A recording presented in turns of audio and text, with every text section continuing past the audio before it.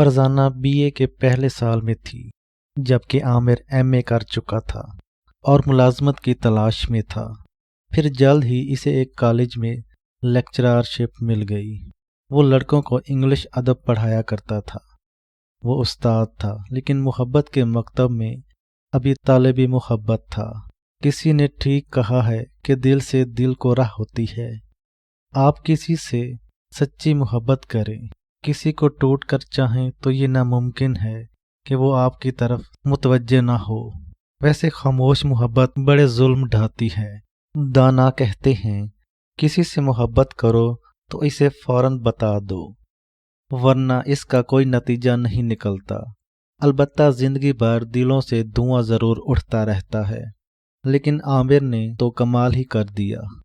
اس نے اپنی محبت کا اظہار اس تیزی اور اس انداز سے کیا کہ فرزانہ سکتے میں آ گئی، اور اپنی اس جرات پر وہ خود ششدر رہ گیا۔ وہ اتنا بہادر تو نہ تھا۔ شاید محبت آدمی میں طاقت پیدا کر دیتی ہے کیونکہ وہ بذات خود بہت طاقتور ہوتی ہے۔ فرزانہ کا تعاقب کرتے ہوئے اور نظروں سے نظریں ملاتے ہوئے ایک ایسا موقع آیا کہ عامر نے فرزانہ کو اپنے بہت قریب پایا۔ اتنے قریب دیکھ کر عامر کو جانے کیا ہوا، شاید وہ خود پر قابو نہ رکھ پایا۔ اس نے بے اختیار اس کا ہاتھ پکڑ لیا اور اپنا منہ اس کے کان کی نزدیک لے جا کر سرگوشی کی۔ مجھ سے شادی کریں گی؟ فرزانہ ایک دم سناٹے میں آ گئی۔ اس کی سمجھ میں نہ آیا کہ وہ کیا کرے۔ حواس بحال ہوئے تو سب سے پہلے اس نے اپنا ہاتھ چھڑایا۔ اس نے ہاتھ اتنے زور سے پکڑا تھا کہ کئی چوڑیاں ٹوٹ کر اس کی کلائی کو زخمی کر گئیں۔ ہاتھ چھڑاتے ہوئے اس نے دھیمے مگر سخت لہجے میں کہا، چھوڑیں میرا ہاتھ۔ عامر نے فوراً اس کا ہاتھ چھوڑ دیا۔ کچھ دیوانے ہیں آپ، فرزانہ یہ کہہ کر پیچھے ہٹ گئی۔ خدا کا شکر ہے کہ کسی نے اس بات کا نوٹس نہیں لیا تھا۔ اس کی کلائی زخمی ہو گئی تھی، لیکن یہ زخم صرف کلائی پر نہ لگا تھا، کہیں دل پر لگا تھا۔ اگرچہ اسے اس لڑکے کی اس حرکت پر غصہ تھا، لیکن یہ غصہ دھیرے دھیرے غائب ہوتا جا رہا تھا۔ جب اسے معلوم ہوا کہ عامر کس گھر کا لڑکا ہے تو وہ ایک دم سہم اٹھی۔ یہ آگ کس نے اس کے دل میں بھڑکا دی تھی؟ بہرحال یہ آگ جس نے بھی بھڑکائی تھی بھڑک اٹھی تھی۔ فرزانہ خود کو جلنے سے محفوظ کرنے کی ہزار تدبیر کے باوجود اپنے وجود کو آتش عشق سے نہ بچا سکی۔ عامر بھی عجیب لڑکا تھا۔ اس نے اپنی محبت کو ابتدا کی بجائے انتہا سے شروع کیا تھا۔ لوگ پہلے محبت کرتے ہیں، پھر شادی کی آفر دیتے ہیں۔ اس نے پہلے شادی کی پیشکش کی، بعد میں اقرار محبت کیا۔ کلائی زخمی ہونے کے بعد فرزانہ کو عامر جہاں کہیں نظر آیا وہ اسے دیکھتے ہی بھاگتی، چھپنے کی کوشش کرتی، لیکن یہ اس کی خام خیالی تھی۔ جو جو وقت گزرتا گیا تو ان دونوں کے درمیان فاصلے کم ہوتے گئے اور پھر یہ محبت عام ہونے لگی۔ دونوں اپنی محبت کو رسوائی سے بچانا چاہتے تھے، لیکن کوئی راستہ بجھائی نہیں دے رہا تھا۔ دونوں طرف کے لوگ اس محبت کو قبول کرنے کے لیے تیار نہ تھے۔ ساری کوششوں کے بعد بالآخر وہ اس نتیجے پر پہنچے کہ خفیہ شادی کر لی جائے۔ اس کے بعد جو ہوگا دیکھا جائے گا۔ لیکن یہ شادی بھی اس شہر میں نہیں ہو سکتی تھی۔ اس کے لیے دونوں کو اپنا شہر، اپنا گھر چھوڑنا تھا۔ فرزانہ اگرچہ اپنا گھر چھوڑنے پر راضی نہ تھی، لیکن عامر کے مجبور کرنے پر مجبوراً راضی ہو گئی تھی۔ اور جس رات فرزانہ نے اپنا گھر چھوڑنا تھا، اتفاق سے اسی شام اس کے والد نے اپنے کمرے میں بلایا تھا اور اس کا ہاتھ پکڑ کر اپنے سر پر رکھا تھا اور کہا تھا، فرزانہ، میری قسم کھاؤ کہ تم کوئی ایسا قدم نہیں اٹھاؤ گی جس سے اس گھر کی عزت مٹی میں مل جائے۔ تب فرزانہ کو اپنی بھیگی آنکھوں سے یہ قسم کھانی پڑی، اور یوں حالات نے ایک عجیب رخ اختیار کر لیا۔ فرزانہ تڑپتی رہی مگر گھر سے نہ نکلی۔ عامر وقت مقررہ پر گلی کے اس موڑ پر کھمبے کے نیچے پہنچ چکا تھا۔ اسے فرزانہ کا انتظار تھا مگر فرزانہ نہ آئی۔ بارش آ گئی۔ سردی کے موسم میں وہ کئی گھنٹے اس کے انتظار میں کھڑا بارش میں بھیگتا رہا۔ جب وہ فرزانہ کی آمد سے بالکل مایوس ہو گیا تو لڑکھڑاتے قدموں سے چلتا ہوا مین روڈ پر آ گیا۔ صبح نزدیک تھی۔ ایک ٹیکسی روک کر وہ اس میں بیٹھ گیا اور اس میں بیٹھتے ہی بے ہوش ہو گیا۔ ٹیکسی والے نے اسے ہسپتال پہنچایا۔ اس کے ساتھ ایک سوٹ کیس تھا، وہ اس نے اسپتال والوں کے حوالے کیا اور اپنی ٹیکسی لے کر وہاں سے نکل گیا۔ صبح صبح اتنی نیکی بھی بہت تھی۔ بارش میں مسلسل بھیگنے، کئی گھنٹے ایک جگہ کھڑے رہنے، سخت سردی، محبوب کا انتظار اور پھر محبوب کے نہ آنے کا سخت صدمہ۔ عامر کے اعصاب شکستہ ہو گئے، نروس بریک ڈاؤن ہوا۔ ٹیکسی والے کے دل میں نیکی آ گئی، ورنہ وہ اسے سڑک کے کنارے پھینک کر سوٹ کیس لے کر نکل جاتا تو عامر کی زندگی ختم ہونے میں کوئی شبہ نہ رہتا۔ بروقت طبی امداد نے عامر کی زندگی بچا دی، اگرچہ اسے اپنی زندگی بچ جانے کی کوئی خوشی نہ تھی۔ اس کے دل کی دنیا تو طے و بالا ہو گئی تھی۔ عامر کو فرزانہ پر شدید غصہ تھا۔ اس کی سمجھ میں نہیں آیا تھا کہ وہ وعدے کے مطابق مقررہ جگہ پر کیوں نہیں پہنچی تھی۔ اسے غصہ ضرور تھا، لیکن وہ غصے کی بجائے ہوش سے کام لینا چاہتا تھا۔ جب تک اسے صحیح صورتحال کا علم نہ ہو جائے، وہ فرزانہ کے بارے میں کوئی فیصلہ نہیں کرنا چاہتا تھا۔ پھر ایک اور مشکل درپیش تھی، وہ اپنی اس حالت کے بارے میں کیا بیان دے۔ گھر والوں نے، خاندان والوں نے، دوستوں نے، سب ہی نے ایڑی چوٹی کا زور لگا لیا کہ عامر صحیح صورتحال بتا دے، لیکن اس نے اپنے لب سی لیے۔ وہ اپنی محبت کو کسی قیمت پر رسوا نہیں کرنا چاہتا تھا۔ جب فرزانہ کو یہ معلوم ہوا کہ عامر کو بے ہوشی کی حالت میں ہسپتال میں داخل کیا گیا ہے تو وہ تڑپ اٹھی۔ اس کا بے اختیار جی چاہا کہ وہ ہر قسم، ہر رسم، ہر بندھن کو توڑ کر ہسپتال پہنچ جائے اور اس کا ہاتھ پکڑ کر بہت دیر تک روتی رہے۔ وہ اسپتال نہ جا سکی کہ یہ اس کے بس کی بات نہ تھی، لیکن وہ رو تو سکتی تھی، یہ اس کے بس کی بات تھی۔ وہ تکیے میں منہ دیے بہت دیر تک روتی رہی اور اس کی زندگی کی دعائیں مانگتی رہی۔ شاید یہ فرزانہ کی دعاؤں کا ہی اثر تھا کہ عامر بڑی تیزی سے صحت یاب ہو کر ہسپتال سے گھر آ گیا، ورنہ شروع میں ڈاکٹروں نے اس کی زندگی سے مایوسی کا اظہار کر دیا تھا۔ صحت یاب ہونے کے بعد بس اسے ایک ہی فکر تھی کہ کسی طرح فرزانہ سے رابطہ کیا جائے تاکہ یہ معلوم ہو سکے کہ وہ کیوں نہیں آئی۔ خود فرزانہ بھی پریشان تھی، وہ چاہتی تھی کہ عامر سے کسی طرح بات ہو جائے، وہ اس سے آخری بات کرنا چاہتی تھی۔ پھر اسی نے راہ نکالی، اپنی ایک سہیلی کے ذریعے ٹیلی فون پر اس کے کالج پیغام بھجوایا۔ فرزانہ مقررہ وقت پر اپنی سہیلی کے گھر پہنچ گئی۔ سہیلی نے کمرہ بند کر لیا اور عامر کی فون کال کا انتظار کرنے لگی۔ وقت مقررہ پر ٹیلی فون کی گھنٹی بجی۔ فرزانہ کی سہیلی نے فون اٹھایا۔ عامر کی شناخت کے بعد اس نے رسیور فرزانہ کے ہاتھ میں دے دیا۔ فرزانہ نے کانپتے ہاتھوں سے رسیور لیا۔ عامر، لرزتے ہونٹوں پر بمشکل اس کا نام آیا، اور پھر ڈیم کے جیسے سارے گیٹ کھل گئے، جذبات کا ریلا آیا۔ دل میں دھواں سا اٹھا، گھٹی گھٹی سی چیخ اس کے منہ سے نکلی۔ اندر سے امڑنے والے آنسوؤں کے سیلاب کو وہ باوجود کوشش کے روک نہ سکی۔ اس نے سوچا تھا کہ وہ عامر سے غیر جذباتی انداز میں بات کرے گی، بات کرتے ہوئے ذرا بھی نہ روئے گی، مگر سب معاملہ الٹ ہو گیا۔ وہ بات کرنے سے پہلے ہی رو پڑی اور اس قدر ٹوٹ کر روئی کہ فرزانہ کی سہیلی پریشان ہو گئی۔ اس نے اس کے ہاتھ سے رسیور چھین کر عامر کو ہولڈ کرنے کو کہا، اسے ایک گلاس پانی پلایا، تسلی دی، ڈانٹا ڈپٹا، تب کہیں جا کے فرزانہ کے اعصاب قابو میں آئے۔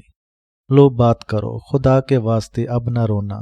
فرزانہ کی سہیلی نے اس کے ہاتھ میں رسیور دیتے ہوئے کہا، عامر مجھے معاف کر دو، میں نے تم سے بے وفائی ضرور کی ہے، لیکن یقین کرو کہ میں بے وفا نہیں ہوں۔ فرزانہ، میں پوری رات بارش میں بھیگتا رہا، سردی میں ٹھٹھرتا رہا، کھڑے کھڑے میں نے پوری رات کاٹ دی، میں نے قیامت کا انتظار کیا، تم کیوں نہیں آئی؟ بس اسی شام مجھ پر قیامت گزر گئی۔ ابو نے مجھ سے قسم لے لی، پھر میں گھر سے نکل کر انہیں رسوا کیسے کرتی؟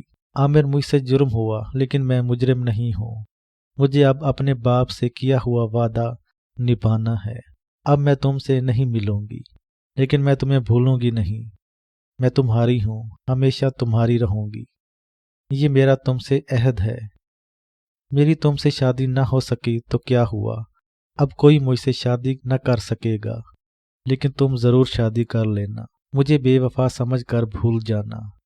فرزانہ اور جانے کیا کیا کہتی رہی، وہ جانے کیا کیا سنتا رہا، پھر اس نے کیا کہا اور فرزانہ نے کیا سنا، یہ کسی کو یاد نہ رہا۔ پھر وقت نے ایک نئی کروٹ لی۔ 5-6 ماہ بعد فرزانہ کے لیے ایک رشتہ آیا۔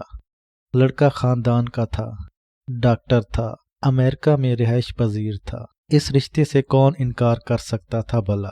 فرزانہ کو اس رشتے کی بھنک پڑ گئی۔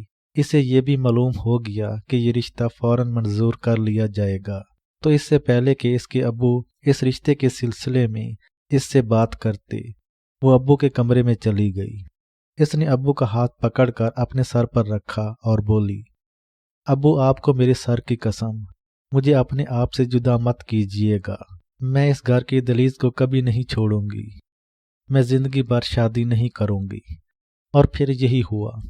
فرزانہ کے ابو نے، امی نے، دیگر گھر والوں نے، خاندان والوں نے بہت زور لگایا، بڑا مجبور کیا، مگر فرزانہ اپنے قول سے نہ پھری۔ اس نے اپنے باپ کی بھی عزت رکھی اور اپنی محبت کی بھی لاج نبھائی۔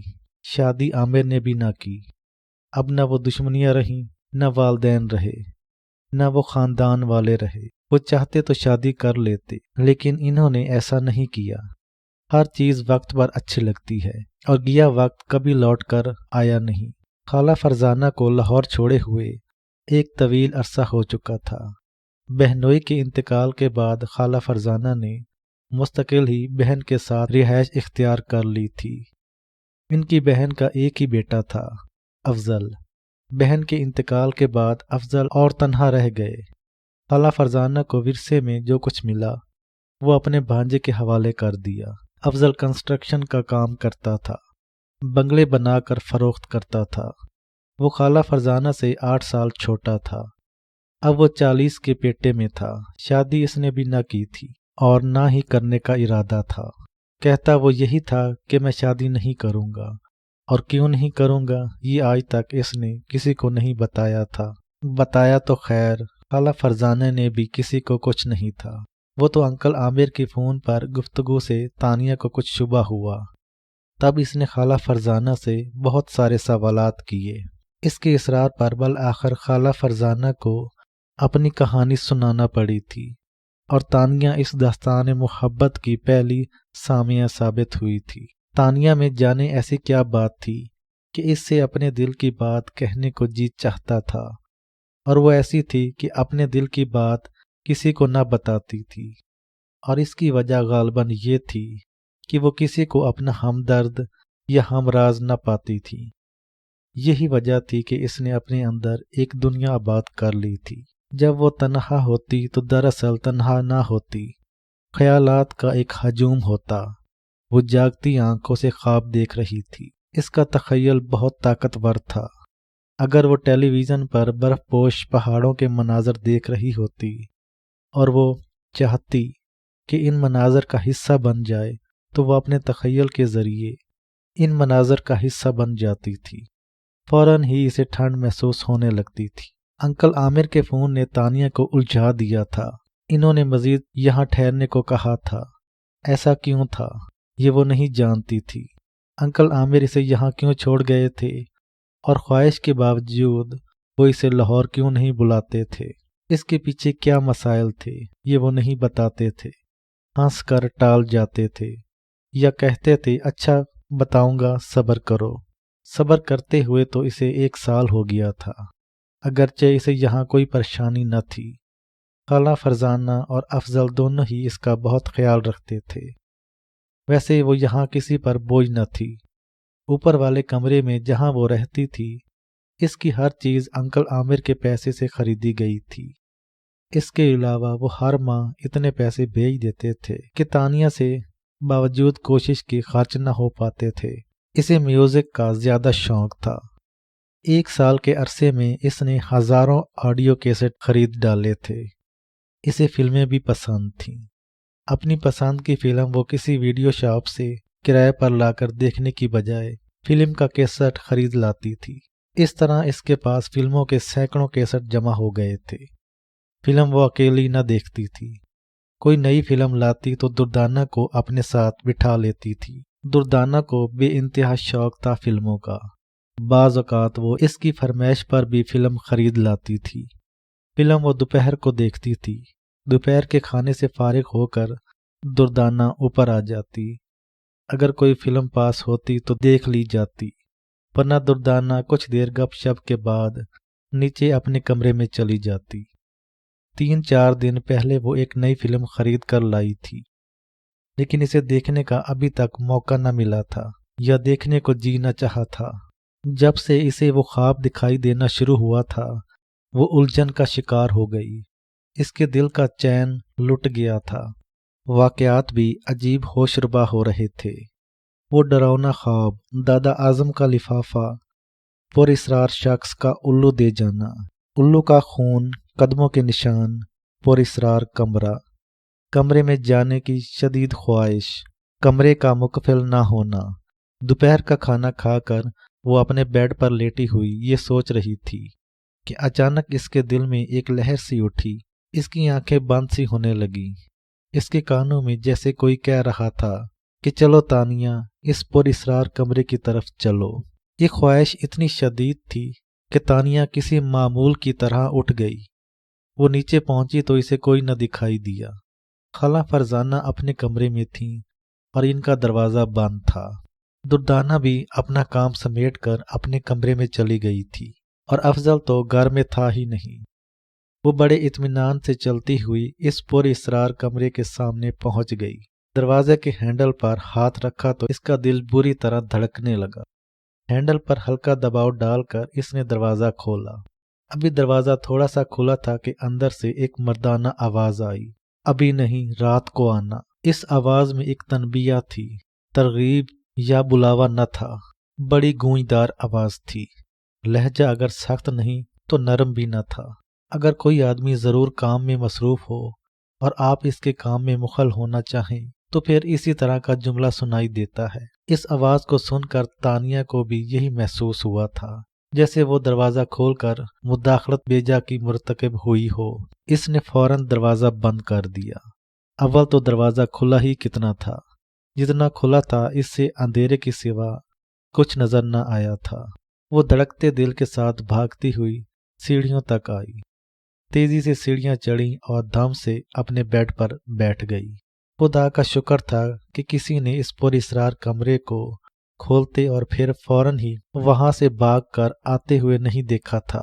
رات کو اس نے جب دروازہ کھولا تھا تو دروازہ کھولتے ہی یخ ہوا کا ایک تیز جھونکا اندر سے آیا تھا، جیسے کمرے میں 4-5 ایئر کنڈیشنر ایک ساتھ چل رہے ہوں، لیکن اس وقت ایسا محسوس نہیں ہوا تھا۔ ٹھنڈی ہوا تھی، نہ گرم ہوا، اور نہ ہی وہ بو تھی جو عرصے سے بند کمروں میں پیدا ہو جاتی ہے۔ اس مرتبہ ہوا کی بجائے آواز آئی تھی۔ یہ بڑی پررعب آواز تھی، ابھی نہیں، رات کو آنا۔ تنبیہ کے ساتھ اسے ہدایت کی گئی تھی، اور اس ہدایت کے مطابق اسے رات کا انتظار کرنا تھا۔ جب سے اس نے اس کمرے کے بارے میں سنا تھا، وہ یہی سوچتی رہی تھی کہ اس کمرے کے اندر کوئی اسرار نہیں ہے، محض کسی غلط فہمی کی بنا پر اسے بند کر دیا گیا ہے۔ مگر اب آہستہ آہستہ اس کمرے کے اسرار اس پر کھلتے جا رہے تھے، اور وہ یہ بات سوچنے پر مجبور ہو گئی تھی کہ اس کمرے میں ضرور کوئی چیز ہے۔ اس آواز نے ہر شعبے کو یقین میں بدل دیا تھا۔ اس نے بھی طے کر لیا تھا کہ وہ اس کمرے میں جا کر رہے گی، یہ معلوم کر کے رہے گی کہ وہاں کیا ہے۔ دادا اعظم نے اس کمرے کے دروازے کی تصویر بنائی تھی تو کچھ سوچ کر ہی بنائی ہوگی۔ وہ بے چینی سے رات کا انتظار کرنے لگی۔ بالآخر رات کا فسوں ہر سو پھیل گیا۔ آسمان تاریک تھا اور گہرے سیاہ بادلوں سے ڈھکا ہوا تھا۔ 2 بجے کا وقت تھا۔ ایک الو اس مکان کے اوپر سے کئی بار گزر چکا تھا۔ اور وہ جب بھی گزرتا تو ایک تیز چیخ مارتا اور پروں کے پھڑپھڑاہٹ کی آواز دور تک گونج جاتی۔ اس مکان کے 7 چکر لگانے کے بعد وہ تانیہ کے کمرے کی چھت پر بیٹھ گیا۔ تبھی تانیہ ہڑبڑا کر اٹھ بیٹھی۔ اسے یوں محسوس ہوا جیسے کوئی بڑا سا پرندہ اس کے سینے پر آ بیٹھا ہو۔ آنکھ کھلی تو اسے احساس ہوا کہ وہ جیسے خواب دیکھ رہی تھی۔ گھڑی پر نظر ڈالی، 2:05 ہوئے تھے۔ رات کا کھانا کھا کر وہ اپنے کمرے میں آ گئی تھی۔ پھر یہ سوچتے سوچتے کہ کس وقت کمرے میں جائے، اسے نیند نے آ دبوچا تھا، اور اب اس کی آنکھ کھلی تو 2 سے اوپر کا وقت تھا۔ کمرے میں لائٹ جل رہی تھی، کمرہ بند تھا۔ اس کی کوئی سمجھ میں نہیں آ رہا تھا کہ سینے پر کسی بڑے پرندے کا احساس خواب تھا، خیال تھا، یا اس کا وہم تھا۔ خیر، اب وہ اٹھ گئی تھی۔ رات کو آنے کی ہدایت اس کے کانوں میں گونج رہی تھی۔ نیچے جانے کی خواہش اس کے دل میں گہری ہوتی جا رہی تھی۔ کوئی اسے کہہ رہا تھا، چلو نیچے چلو۔ پھر وہ کسی معمول کی طرح اٹھی اور سحر زدہ انداز میں زینہ اترنے لگی۔ برآمدے کی لائٹ روشن تھی۔ وہ بڑے اطمینان سے اس پر اسرار کمرے کے دروازے پر جا کھڑی ہوئی۔ پھر اس نے تعویذ چھوئے بنا ہینڈل کو ہلکا سا گھمایا۔ دروازہ کھٹ کی آواز کے ساتھ تھوڑا سا کھل گیا۔ ایک لمحے کو اس نے توقف کیا، جیسے اندر آنے کی اجازت چاہی ہو۔ تبھی اندر سے آواز آئی، اندر آ جاؤ، کب تک دروازے پر کھڑی رہو گی؟ وہ فوراً ہی دروازہ کھول کر اندر داخل ہو گئی۔ اندر داخل ہوئی تو کمرے کا منظر دیکھ کر اس کا اوپر کا سانس اوپر اور نیچے کا نیچے رہ گیا۔ اس کے وہم و گمان میں بھی نہ تھا کہ اندر سے یہ سب کچھ ہوگا۔ اس کے تصور میں یہ تھا کہ کمرہ اندر سے بے حد تاریک ہوگا، کیونکہ اسے بتایا گیا تھا کہ کمرے کی دیواروں حتیٰ کہ چھت پر بھی کالا رنگ کروایا گیا ہے۔ جگہ جگہ جالے لگے ہوں گے، اندر کیڑے مکوڑے رینگ رہے ہوں گے، بند کمرے کی بو ہوگی، سلن ہوگی، لیکن یہاں تو نقشہ ہی الٹا ہوا تھا۔